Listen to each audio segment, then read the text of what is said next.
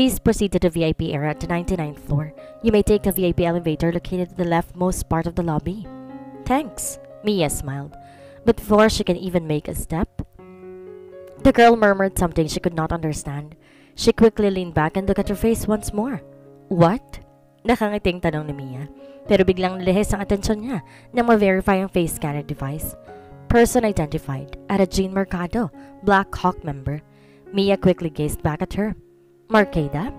A wry smile slowly crossed the girl's face. Napatingin muli si Mia ang magandang babae, nakapalang midnight gown na nakatayo sa harap ng VIP entrance. Ada Jean Mercado? Kahit gaano pagmasdan ni Mia ang mukha nito, hindi niya talaga ito makitaan ng pagkakahawi kay Rafael. Related ba sila? Napansin ni Ada Jean ang pagkakatitig sa'yo ni Mia kaya naman nginitian siya nito. Shall I ask her to the VIP hall instead? Mabilis umaling si Mia at saka gumanti ng ngiti. No, you don't have to. Thanks. Agad siyang umalis at tumiretso tungo sa elevator. Habang masinsin siyang pinagmamasa ni Ada Jean sa paglalakad, hanggang tuluyan naman siyang makasakay ng elevator. Target on site. Paakyat siya sa VIP area. Mahinang bulong nito sa kanyang mahabang hikaw. Napangiti si Knight na marinig mula sa kanyang listening device ang balita. Good. Get in your position. Utos nito. Mula sa ilalim ng reception table, isang mahaba at mukhang mabigat na itim na bag ang kinuha ni Ada Jean. Mabilis siyang naglakad palayo, patungo sa katapat na building ng Sibs Tower. Mula naman sa 70th floor, sabay-sabay na sumakay sa elevator sila Ana, Sian at Rafael. Kaagad pinindot ng dalagang palapag na kanilang patutunguhan. Bago sinunod ang close button, tahimik nilang pinagmasdan ng pagsara ng pinto. Pero isang kamay ang biglang sumulpot sa pagitan nito at pinigilan nito sa pagsara. Natigilan silang pare-pareho na makita nila ang bawat isa. Lalong-lalo si Ana na parang binuhusan ng malamig na tubig. Nang matanaw niya si Hadrian sa bunga ng elevator na may kasamang magandang babae. Marahan tuloy napangiti si Sian, saka gumilid na mata kay Ana. Condolence, pare. Kaagad siyang talilasan ang tingin ni Ana, saka binigwasan ang braso nito. Halos masubsob tuloy si Sian sa surok ng elevator habang humahagikik ng tawa. Hindi tuloy maiwasan ni Ana mapatingin sa babaeng kasama ni Hadrian. The girl looked stunning in her elegant white halter floor-length midnight gown that complements her silly light skin, slightly covered by her long curls that falls perfectly on her beautiful fragile shoulders. Yana slowly looked down and took a good look at herself. Unlike her, she was just wearing a plain white tank top and fitted black jeans, revealing her hard, broad shoulders, covered with scars and burns which she acquired from different missions throughout the years. She quickly looked away and consciously tucked her loose hair to the back of her ears.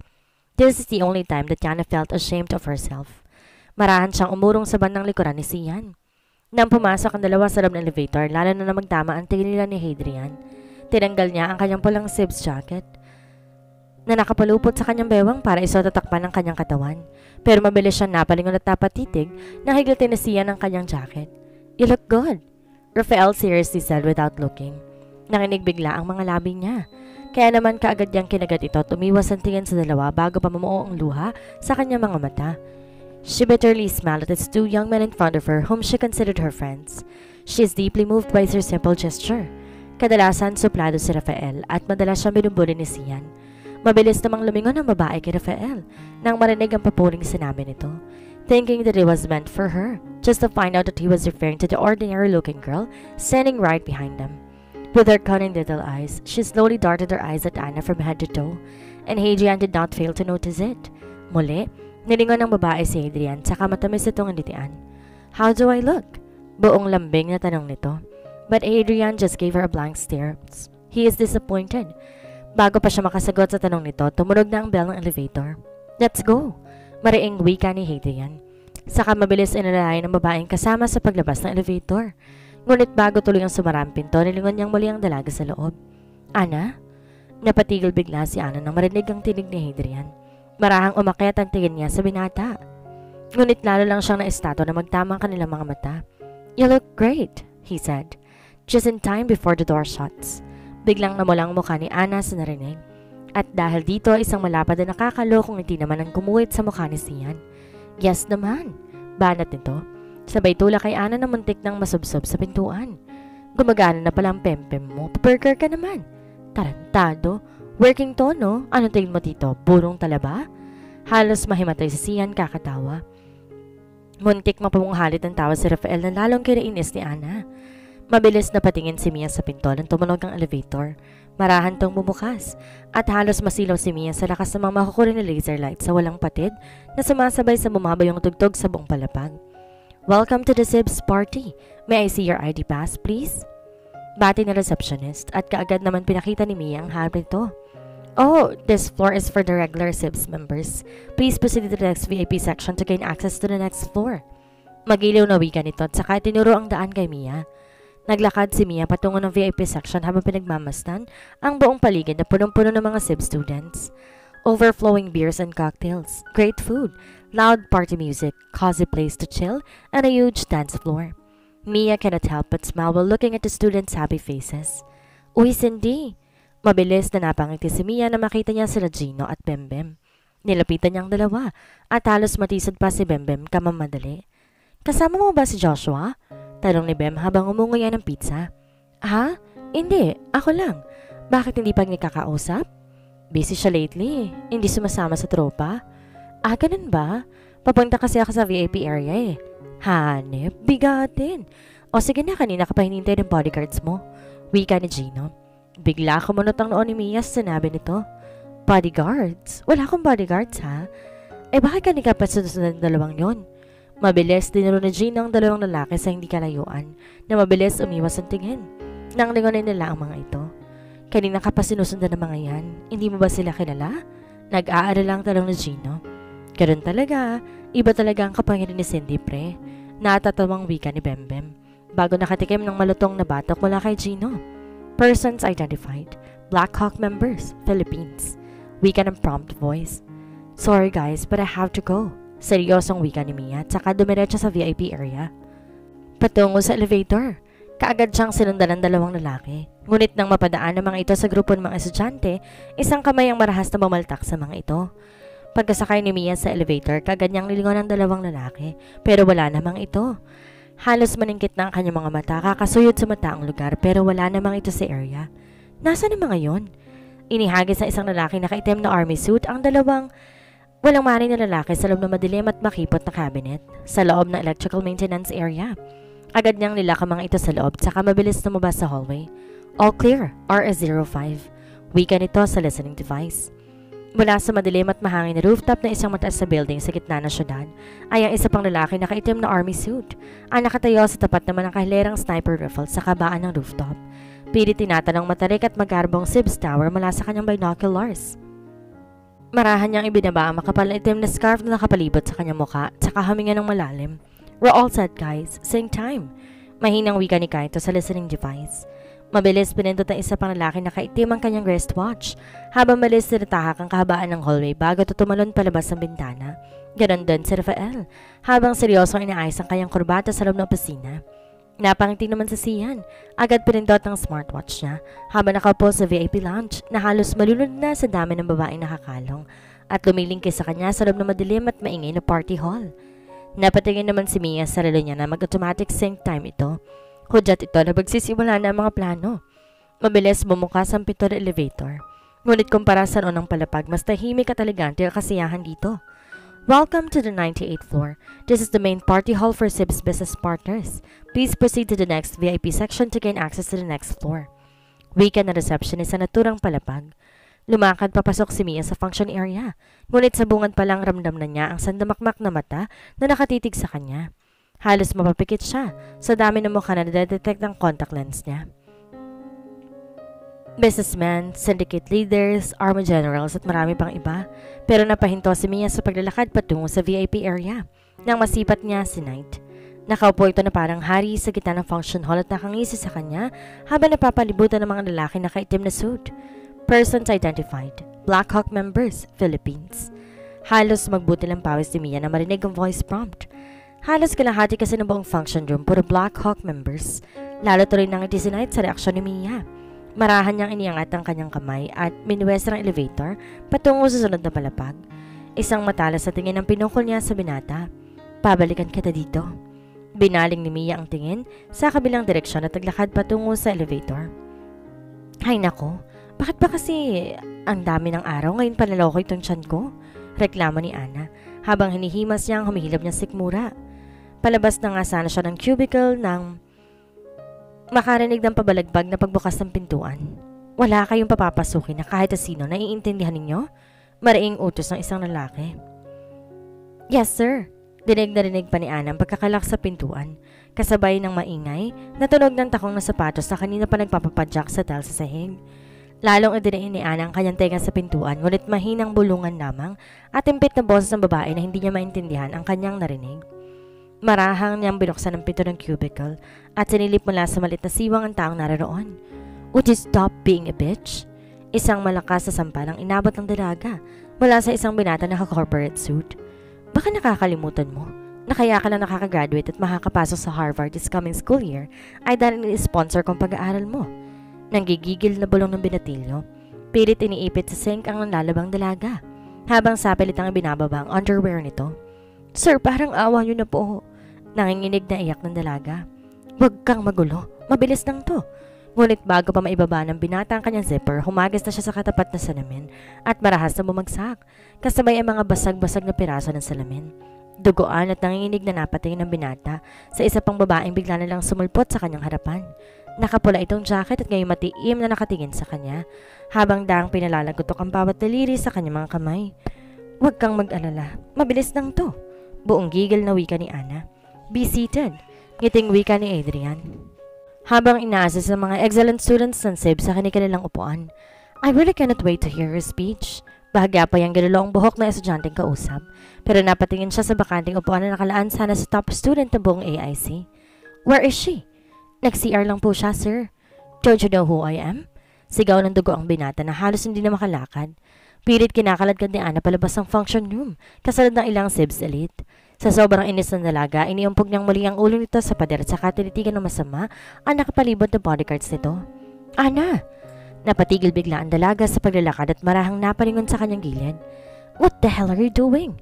Sigaw ni Hadrian habang pinagmamasa ng dugong mukha ng binatang hawak nito. Hindi ka agad nakaimik si Ana. Nanatili ito nakatingin sa binata na ngayon naglalakad na papalapit sa kanya. For Pete's sake, Ana, he is the CEO of the Goshen Group, SIB's largest major sponsor. Special guest niyo sa event na ito, bitawan mo nga siya. Hahatakin sana ni Hadrian ang lalaking halos wala ng malay, pero marahas sa tinabig ni Ana sa braso niya palayo. Hindi niya tuloy napigilang mapaiksi sa inasa ng dalaga. Ganyan ka ba talaga? Ang hirap sa inyo mga SIBs elite, ang hilig yung gumawa ng gulo.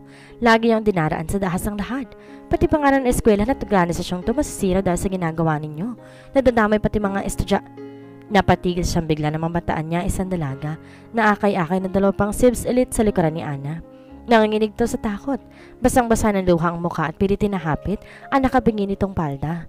Kung hindi siya nagkakamali, ito ang top student na kanina pa niya hinahanap. Halos mahigit niya ang paghinga at napaurong sa kanyang kinatatayuan. Parang biglang lapirot ang kanyang puso na mahagip ng kanyang mata ang nakalisles na underwear ng dalaga na nakasabit sa nanginginig nitong mga hita. Naiintindihan mo na siguro ngayon, Mr. Guidance Counselor? Lalong hinigpitan ni Ana ang pagkakahawak sa binata at halos mapahiyaw ito sa sakit nang diinan pang lalo ang sugat nito. Wala akong pakialam kung major sponsor tong gagong to. Basta alam ko, SIB student ng special guest dito, hindi sponsor. Kaya kung pwede lang, tumabi ka sa daraanan ko at mailalabas akong basura. Wearing wika ni Ana. I will make you pay. You don't know who you're messing with, the guy angrily said while guarding in extreme pain. Minuto pa ay may kalalaki nagsipagdatingan at mabilis silang pinalibutan ng mga ito. Nagkakamali ka ng binangga. Dapat kasi alam mo kung kaninong kampaahalik. Ana chuckled and gave the nasty CEO a death glare. She put her fingers to her lips and whistled. Biglang tumigil ang malakas na tugtog sa buong palapag at unti-unti nagtayo ang lahat ng SIBs elite na nasa area. Maski ang mga nakapose sa labas nagsisipasukan na. Bukod sa mga nakapulang jacket na alumni ng SIBs, nagsilapitan na sa kanila. Halos lumaki ang mata ng CEO na makita kung gaano karami ang mga miyembro. Maski ang mga bodyguards ito'y napaurong nang unti-unti silang napalabutan ng mga ito.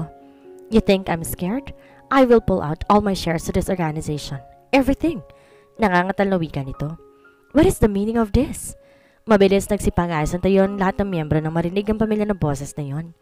Nagbahawian ang lahat ng tao na magsimulang lumakad si Rafael papalapit sa kanila. Finally, someone that I can talk sense to. Nakangiting wika ng binatilyong CEO. Mabilis na sumaya si Rafael sa mga miyembro para bumalik sa kanilang mga pwesto at agad tumugtog ang malakas sa sound system sa buong palapag. Muli, natuloy ang party. Bukod sa kanilang mga naiwan sa likuran. Bitawan mo siya, Ana. Mahinang utos ni Rafael. Pagkabitaw sa kanya ni Ana, kaagad siya nitong inundayan ng sampal. Pero mabilis lang nang inilagan nito at muntik pang mangudngod sa pader mukha ng CEO. Sino ba tong babaeng to? Galit na sigaw nito. She is the third line operations manager of SIBS, Rafael calmly said. I want her fired right now, or else I will pull out all of my shares from this organization. Marahang nilingon ni Rafael ang DJ, lalo lumakas ang bayo ng tugtog sa buong function hall. Nakangiting nilapitan ni Rafael ang CEO, mabilis itinarak ang ballpen na hawak sa ilalim ng panga nito. Maagap namang tinakpan ni Ana ang mata ng babaeng estudyante at agad nilabas mula sa function hall. You prey on one of my sheeps and you expect me to kiss your feet? Rafael whispered with an evil smirk, violently grabbing his hair and pulling his head down as he slowly thrust his metal pen deeper inside his throat. Don't you ever threaten me inside my territory. Well, I guess you cannot anymore because you will be dead. Mariing hiniglat ni Rafael ang ballpen at winakwak ang leeg nito. Mabilis namang pinalibutan ng ilang SIBS elite ang mga naiiwang bodyguards at tinibon sila sa isang sulok. Kilala niyo naman siguro ako. Nakangiting tanong ni Rafael sa mga ito. Ang ayoko sa lahat yung maiingay. Naiintindihan niyo ba ako? Muling tinitigan ni Rafael ang bangkay ng CEO na nakandusay sa lapag. Siguraduhin yung malinis ang lahat. Mariing utos ito. Okay na po, Miss Ana. Kami na pong bahala sa kanya.